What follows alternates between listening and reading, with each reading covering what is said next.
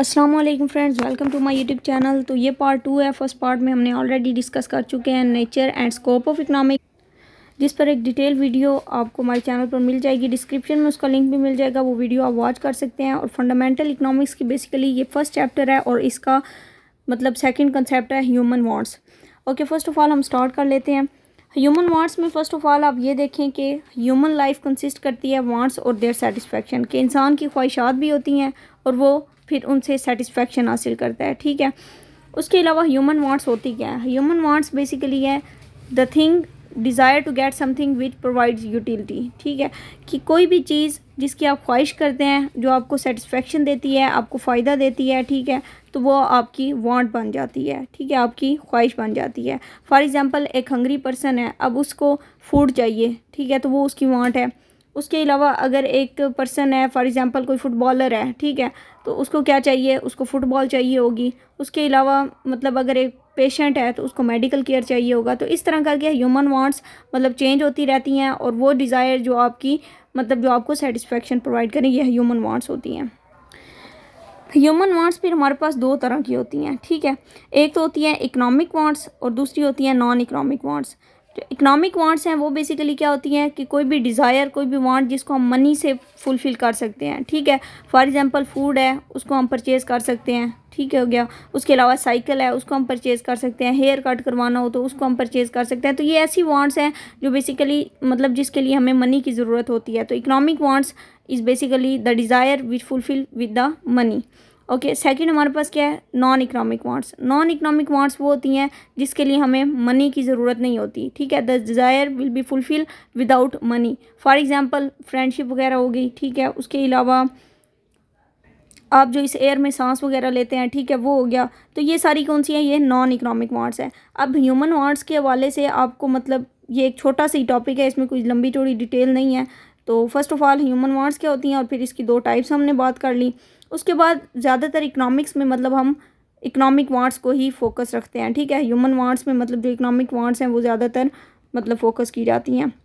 बाकी ये है कि ह्यूमन वांट्स को फुलफ़िल करने के लिए तीन मतलब जो बेसिक फॉर्म्स हैं, जिसमें नेसेसिटीज़ आ जाती हैं, कंफर्ट जोन आ जाता है और उसके अलावा लग्जरीज़ आ जाती हैं।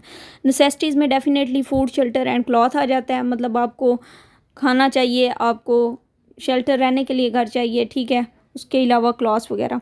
उसके बाद जो कंफर्ट है, कंफर्ट में अगर आप देखते हैं तो बेसिकली इसमें वो चीज़ें इन्वॉल्व हैं जो आपकी लाइफ को आसान बनाती हैं, जो आपके वर्क की एफिशिएंसी को बढ़ा देती हैं। ठीक है, मतलब मिडिल क्लास अगर कोई भी तबका है ना, तो वो क्या करता है, उनके पास इतना मतलब कंफर्ट जोन हो जाता है कि वो अपनी एफिशिएंसी को बढ़ा सकें, ठीक है, अपनी डिज़ायर भी फुलफ़िल कर सकें। उसके बाद लग्जरीज़ बेसिकली वो लोग अडॉप्ट करते हैं जिनके पास बहुत ज़्यादा इनकम होती है। ठीक है, क्योंकि ये महंगी चीज़ें होती हैं और हमेशा जो लग्जरीज़ गुड्स हैं उनकी यूटिलिटी कम होती है। अब ये एक बहुत इंपॉर्टेंट MCQs है, समटाइम ये पूछा जा सकता है कि लग्जरीज़ गुड्स की मतलब यूटिलिटी ज़्यादा होती है या कम होती है। तो इसका आंसर यही है कि यूटिलिटी कम होती है। अब कम होती क्यों है? लॉजिक क्या है इसके पीछे? लॉजिक ये है कि वो डेफिनेटली जो अमीर तबका है वही यूटिलाइज़ कर सकते हैं, वो नेसेसिटीज़ नहीं होती, तो इसलिए उनकी यूटिलिटी भी कम होती है। अब फूड है, हर बंदे की यूटिलिटी है, हर बंदा उसको मतलब यूज़ करता है, तो उसकी यूटिलिटी ज़्यादा होगी एज़ कम्पेयर टू लग्जरीज़, मतलब जो हम ये हीरे जवाहरात वगैरह परचेज़ कर लें। तो ये बेसिकली तीन इंपॉर्टेंट थिंग्स थी ह्यूमन वांट्स में। ठीक है, कि इन तीन तरीक़ों से हम फुलफ़िल कर सकते हैं, जिसमें नेसेसिटीज़, लग्जरीज़ और कंफर्ट जोन आ जाता है।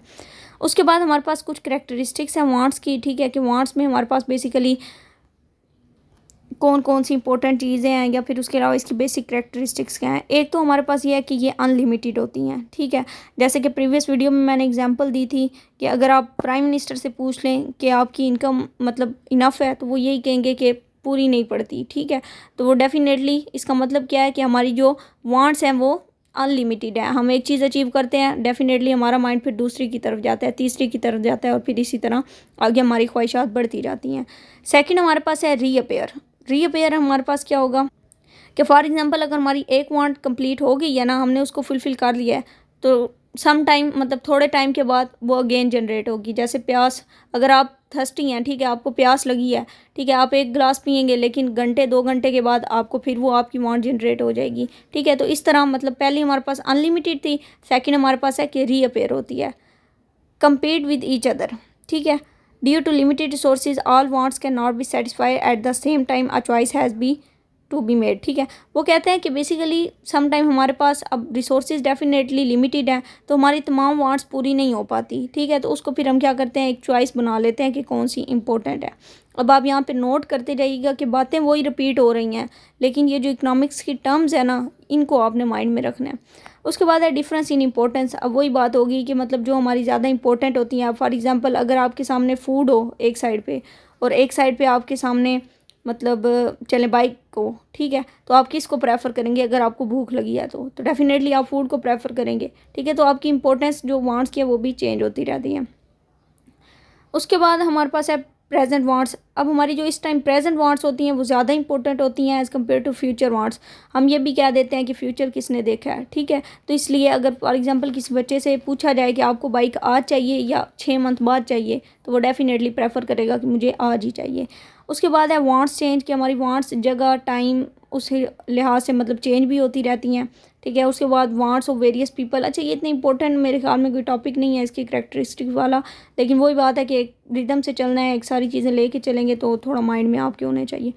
वांट्स ऑफ वेरियस पीपल, ठीक है, मतलब हर पर्सन की मतलब उसकी पर्सनैलिटी के हिसाब से, उसके नॉलेज के हिसाब से डिफरेंट, उसकी एजुकेशन के हिसाब से मतलब उसकी वांट्स डिफरेंट होती हैं। अल्टरनेटिव मीन्स ऑफ सेटिस्फेक्शन, ठीक है, वो इधर क्या एग्जांपल है, पर्सन विजिट कराची में go to air by train, similarly a hungry person में ईट ब्रेड और राइस, ठीक है। अल्टरनेटिव मीन्स ऑफ सेटिस्फेक्शन क्या है कि फॉर एग्जांपल अगर आपको भूख लगी है, आप उसको राइस भी खा सकते हैं या फिर आपके सामने ब्रेड है, आप दोनों में से कोई भी चॉइस ले सकते हैं। इस तरह अगर आपने कराची जाना है तो आप बाय एयर भी जा सकते हैं या फिर बाय ट्रेन भी जा सकते हैं, तो ये आप पर डिपेंड है। तो ये अल्टरनेटिव होते हैं कुछ सेटिस्फेक्शन को फुलफ़िल करने के। Wants are complementary. Wants are complementary मतलब कि सम टाइम वांट्स जो होती हैं वो कम्प्लीमेंट्री होती हैं। फॉर एग्जांपल अगर आप मोबाइल यूज़ कर रहे हैं, ठीक है, तो डेफिनेटली इसके लिए चार्जर ज़रूरी होगा, ठीक है, इसको चार्ज करने के लिए, तो वो कम्प्लीमेंट्री होगी। इसी तरह अगर आपने कार परचेज़ की है तो उसके लिए पेट्रोल जो है वो कम्प्लीमेंट्री होगा। तो ये कुछ वांट्स ऐसी होती हैं जो एक दूसरे के लिए ज़रूरी होती हैं, मतलब एक वांट को फुलफ़िल करने के लिए हमें दूसरी चीज़ की ज़रूरत होती है।